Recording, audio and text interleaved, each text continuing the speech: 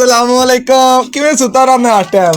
की हाल आ जाओ यार ए भाई आए ने गैंबर तो ए आए ने नूर शाह रावी दे इलाके तो क्या बात है जी। हां जी की खरीदना है दसो